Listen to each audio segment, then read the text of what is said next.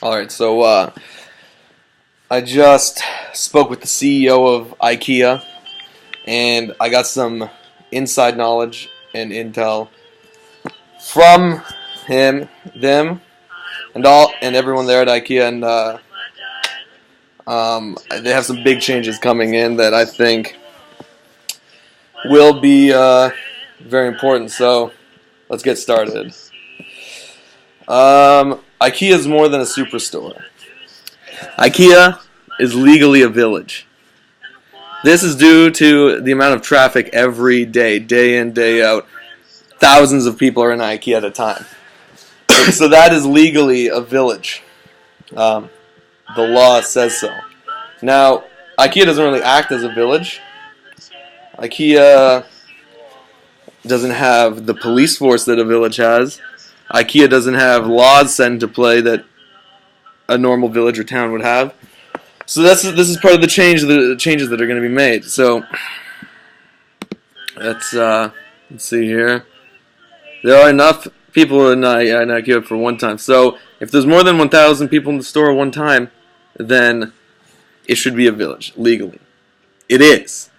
So it needs to start acting like one. You might think this is a little over the top. You might think it's a little excessive. But with law enforcement and perhaps a village leader of IKEA, I think great things can happen and can be made. So 24/7 hours will be established. And of course, staff will be compensated for those hours. However, they will not be paid in cash anymore.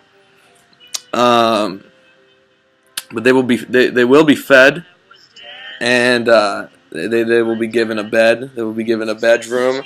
And they will be given all the ideal living situations and living conditions that any normal person living in any kind of town would have. And yeah, so here's an example as to why IKEA is in dire need of a proper police force. It's a global news article from last year. All right, police say a child fired a shot from a loaded handgun after finding it in a sofa in an IKEA store in suburban Indianapolis. Now, with the police force established in IKEA, that would not be the case. The police would have found that gun, and something would have been done. But no, the police say that no one was injured at about 2 p.m. on a Monday at the furniture store alongside the injured blah, blah, blah. Now, the handgun's owner wasn't aware that the weapon dropped from his pocket. Excuse me, if there was a police force of someone on patrol at the time around, then there would have been a way to stop this child from shooting a gun. And I don't think any children should be near a gun. That's why we need a police force. So with this new policy of not paying its staff, IKEA will begin to profit at an exceptional rate.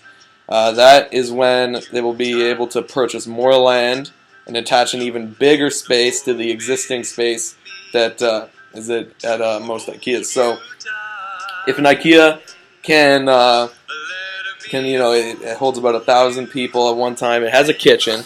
It has everything you need to live. So if you attach more space, then we can turn the bed set areas into accommodations for people.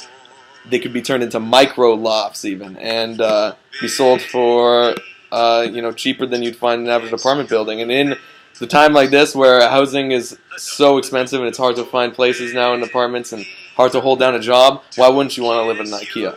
You work there, you're not getting paid, but at least you have a place to live.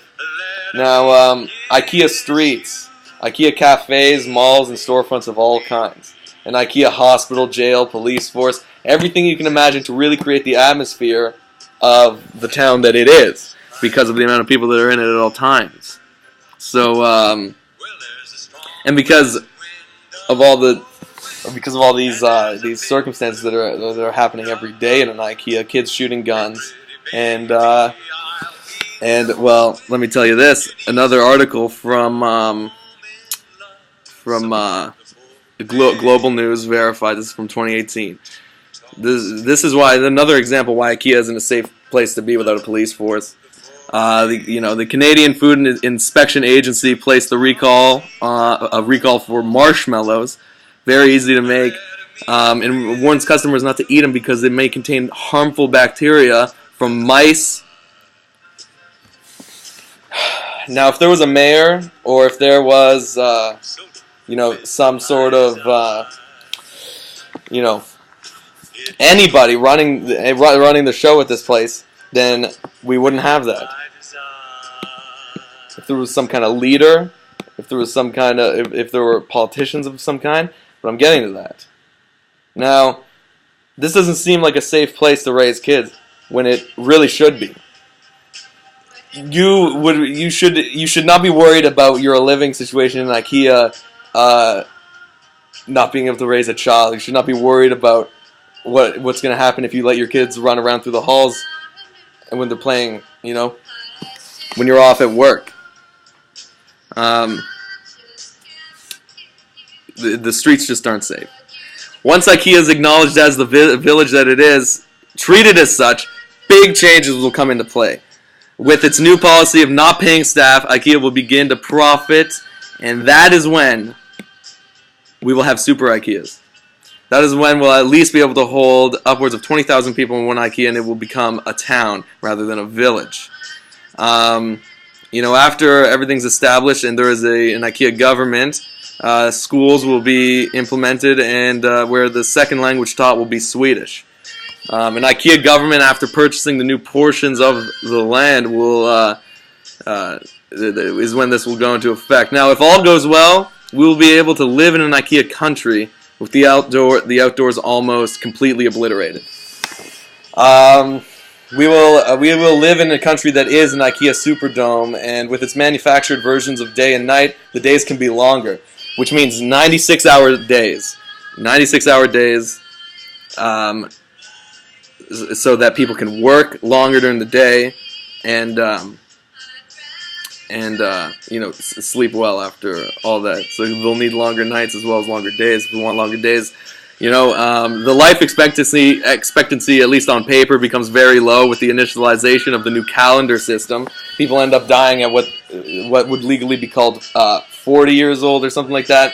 But really, they're still just 80-year-old people. But the life expectancy on paper and at the UN when IKEA becomes recognized as a country is when it'll say the life expectancy. People are dying at 40, but that's not true, and that'll be fake news.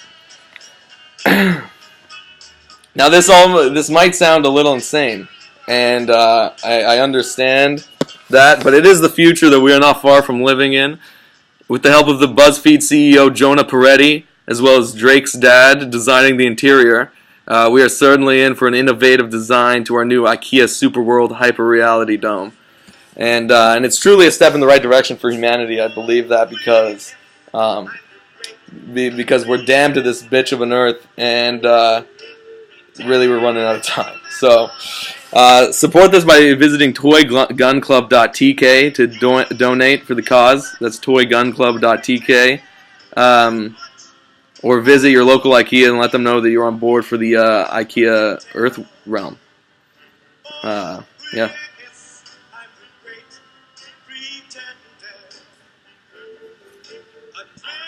I was filming that on my phone as well. You got to make sure it's documented. It's my idea.